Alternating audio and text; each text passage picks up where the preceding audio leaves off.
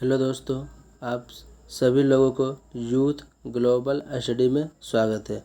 आज हम इस वीडियो में गुरुत्वाकर्षण यानी कि ग्रेविटेशनल फोर्स से रिलेटेड जो भी क्वेश्चन होगा प्रीवियस ईयर और एनसीईआरटी से रिलेटेड क्वेश्चन का इसमें डिस्कशन कराया जाएगा, जो हर एक एग्जाम के लिए बहुत ही महत्वपूर्ण है। इससे पहले के वीडियो में 26 क्वेश्चन करा दिए गए थे। आज इससे आगे 27 नंबर क्वेश्चन से हम चलते हैं। चलिए पहला क्वेश्चन की बात किया जाए। पहला क्वेश्चन हो गया, गुरुत्वाकर्षण बल डैश की वस्तुओं के बीच मौजूद होता है जो परंतु इसे तब तक महसूस नहीं किया जा सकता है जब तक कि वस्तुओं का द्रव्यमान बहुत अधिक जैसे कि ग्रह में नहीं होता है। तो इसका ऑप्शन नंबर बी हो जाएगा, यानी प्रत्येक और हर एक। चलिए अगला क्वेश्चन का हम बात करते हैं। निम्नलिखित में से गलत कथन को चुनें। इसमें गलत कथन कौन सा है तो देखते हैं। पहला हो गया कि गुरुत्वाकर्षण जी पिंड के रूप में आकृति एवं द्रव्यमान पर निर्भर नहीं करता है। ये बिल्कुल ही सही है। गुरुत्वाकर्षण ध्रुव पर अधिकतम होता है। गुरुत्वाकर्षण बल का मान जो होता है ध्रुव पर क्या होता है, अधिकतम होता है। ये भी सही है। इसका विषुवत रेखा पर इसका मान जो पूछा जाएगा भूमध्य रेखा पर, तो इसका मान क्या हो जाएगा, न्यूनतम हो जाएगा। ये भी सही है। तो ऑप्शन नंबर डी क्या है, यदि लिफ्ट किसी त्वरण से ऊपर की ओर जा रही है तो किसी वस्तु पिंड का आभासी भार जो तो वास्तविक भार से कम होता है। तो ये बिल्कुल ही गलत है, क्योंकि जब लिफ्ट में हम बैठते हैं वो लिफ्ट ऊपर की ओर जाती है तो जितना जो भार होता है उससे अधिक भार हमको महसूस होता है, तो कम नहीं होता है। तो इसका ऑप्शन नंबर कौन हो जाएगा, डी जो हो जाएगा। चलिए अगला क्वेश्चन देखते हैं। थोड़ा सा छोटा कर लेते हैं।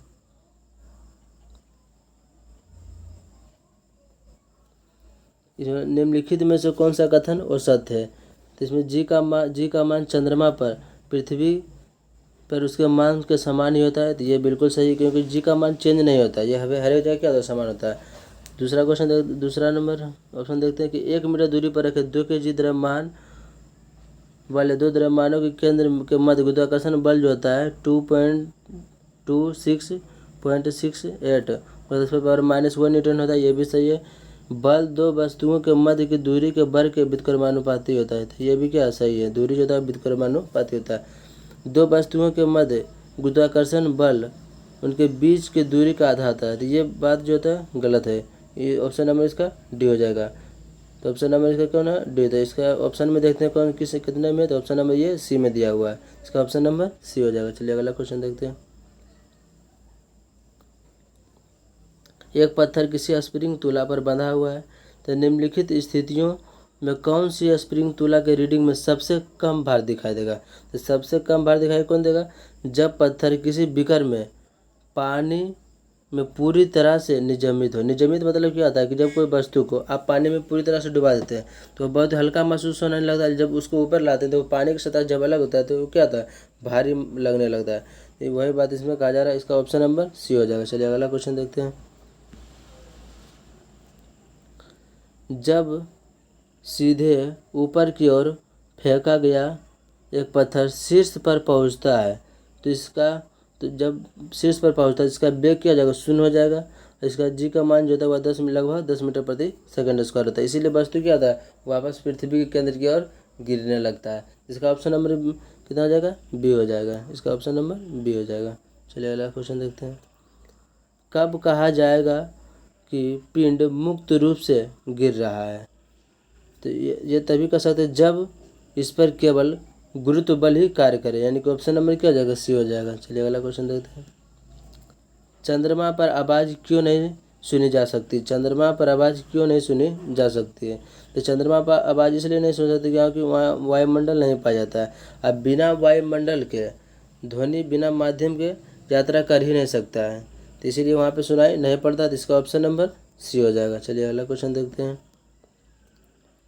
गुरुत्वाकर्षण द्वारा किया गया कार्य किस पर निर्भर करता है।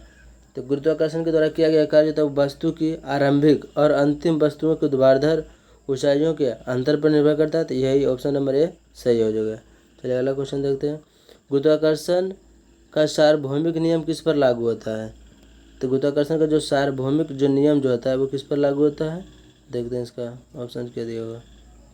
तो गुरुत्वाकर्षण बल जो होता है हमेशा दो वस्तुओं को क्या होता है, युग्म पर लागू होता है, यानी कि ऑप्शन नंबर इसका क्या हो जाएगा, बी हो जाएगा। चलिए अगला क्वेश्चन देखते हैं।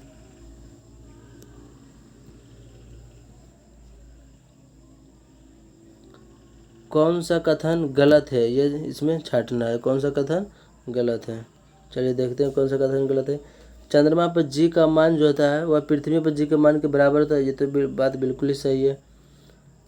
एक दूसरे से 1 मीटर की दूरी पर रखी हुई दो वस्तुओं जिनके द्रव्यमान 2 kg और 2 किलोग्राम है, ठीक है, के बीच के लागू गुरुत्वाकर्षण बल जो है 26.68 गुना 10⁻⁻11 न्यूटन होता है, तो ये भी सही है।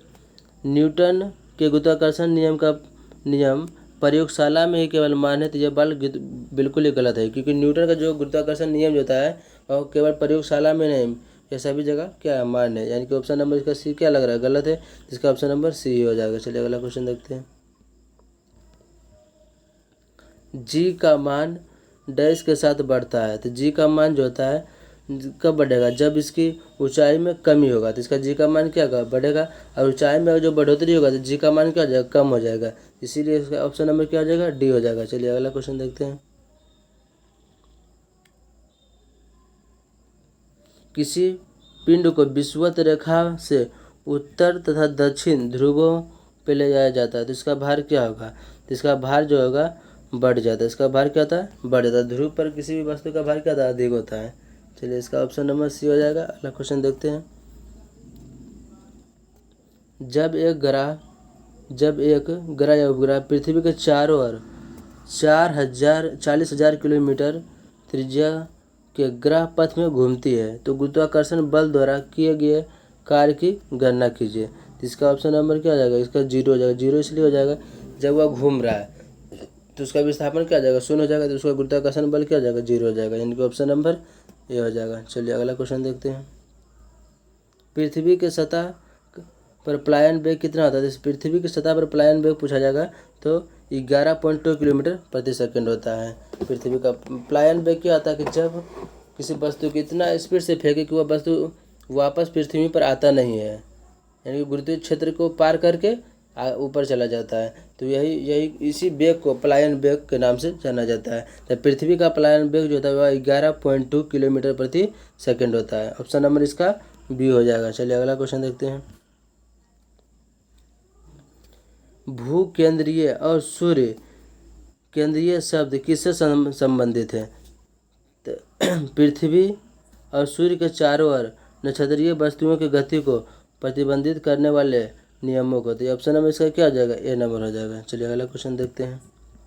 जी की इकाई त्वरण की इकाई के समान होता है, यानी जी का मान, जी की इकाई क्या होता है, इसका इकाई होता है मीटर प्रति सेकंड होता है, स्क्वायर होता है। इसका ये त्वरण यानी कि ए का भी ऐसा मात्रक यही होता है। चलिए इसका ऑप्शन नंबर कितना हो जाएगा, सी हो जाएगा।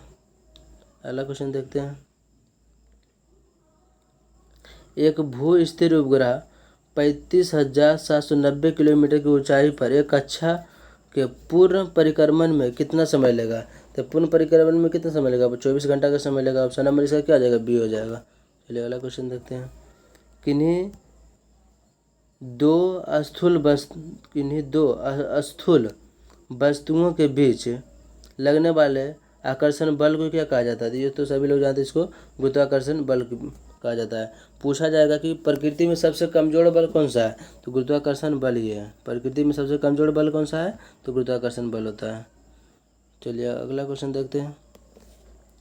कौन सा बल हमारे सौर मंडल की संरचना को बनाए रखता है, तो सौर मंडल की संरचना को बनाए रखता है, तो गुरुत्वाकर्षण बल जो होता है वही हमारे सौर मंडल की संरचना को बनाए रखता है। इसका ऑप्शन नंबर डी हो जाएगा। चलिए अगला क्वेश्चन देखते हैं। इनमें से कौन सी एक रासायनिक प्रतिक्रिया नहीं है, तो इसमें रासायनिक प्रतिक्रिया नहीं, अपघटन, तो ये रासायनिक प्रतिक्रिया नहीं, ऑक्सीकरण, ये भी, अपघटन भी रासायनिक प्रतिक्रिया है, ऑक्सीकरण ये भी रासायनिक प्रतिक्रिया है, हाइड्रोलाइसिस ये भी क्या है, रासायनिक प्रतिक्रिया, लेकिन गुरुत्वाकर्षण क्या है, एक बल है, यह एक रासायनिक परिवर्तन नहीं है। रासायनिक परिवर्तन क्या होता है कि उसका सीधे प्रकृति में ही चेंज हो जाता है, यानी कि उसका बनावट ही अलग हो जाता है, वही हो गया रासायनिक परिवर्तन। इसमें रासायनिक परिवर्तन गुरुत्वाकर्षण बल जो है वह रासायनिक परिवर्तन नहीं है। ऑप्शन नंबर इसका सी हो जाएगा। चलिए अगला क्वेश्चन देखते हैं।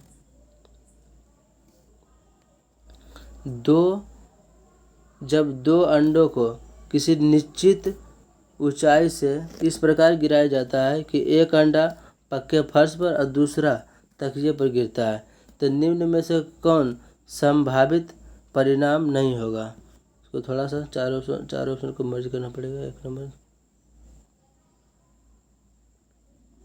तो पहला बोला है कि अलग अलग ऊंचाइयों से गिराई गई वस्तुओं पर अलग अलग स्तर के बल लगते हैं, कौन सा परिमाण नहीं होगा? तो ये तो ठीक है, ऑप्शन नंबर दोनों अंडे टूट जाएंगे, तो ये गलत है। ये ऑप्शन नंबर क्या है? इसका बी हो जाएगा। तो परिणाम बी जो वह नहीं होगा, ऑप्शन नंबर बी हो जाएगा। ये देख लीजिए कैसे में पूछा हुआ है। अगला क्वेश्चन देखते हैं।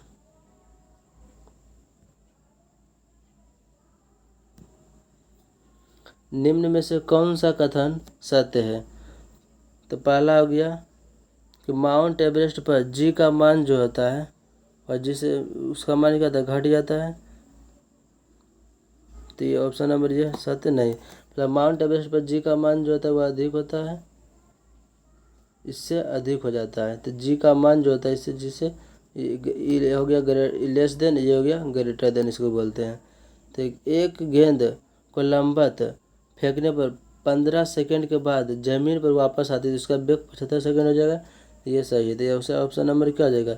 सी हो जाएगा, यानी कि बी और ये दोनों क्या सही है, तो इसका ऑप्शन नंबर सी हो जाएगा। चलिए अगला क्वेश्चन देखते हैं।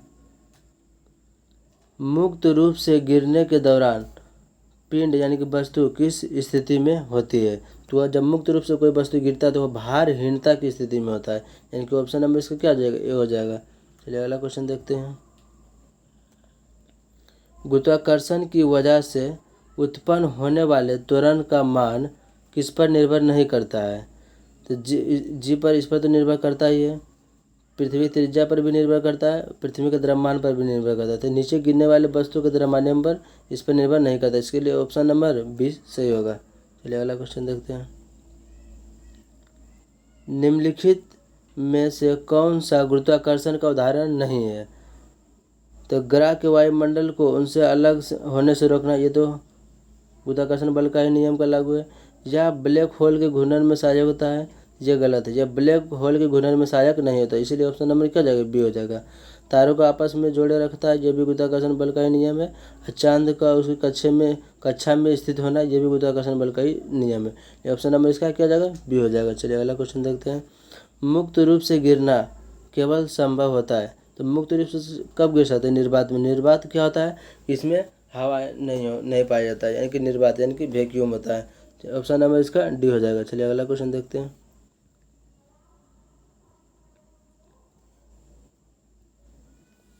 पृथ्वी के चारों ओर चंद्रमा की गति डैश के कारण होती है, इसका ऑप्शन नंबर ये हो जाएगा, गुरुत्व बल के कारण। पृथ्वी के चारों ओर जो चंद्रमा की जो गति जो होता है वो किस बल के कारण होता है? तो गुरुत्व बल के कारण होता है। ऑप्शन नंबर ए हो जाएगा। चलिए अगला क्वेश्चन देखते हैं। वह बिंदु जहाँ पर एक वस्तु का संपूर्ण भार कार्य करता है तो वह क्या कहलाता है? तो वह द्रव्यमान का केंद्र कहलाता है। वह द्रव्यमान के यानी कि ऑप्शन नंबर ए हो जाएगा। चलिए अगला क्वेश्चन देखते हैं।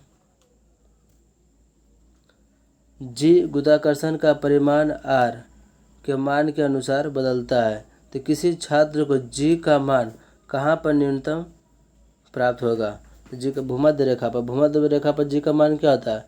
न्यूनतम होता है। अधिक कहाँ पे होता है? तो ध्रुव पर जी का मान जो होता है वह अधिकतम होता है, इसका ऑप्शन नंबर ए हो जाएगा। चलिए अगला क्वेश्चन देखते हैं।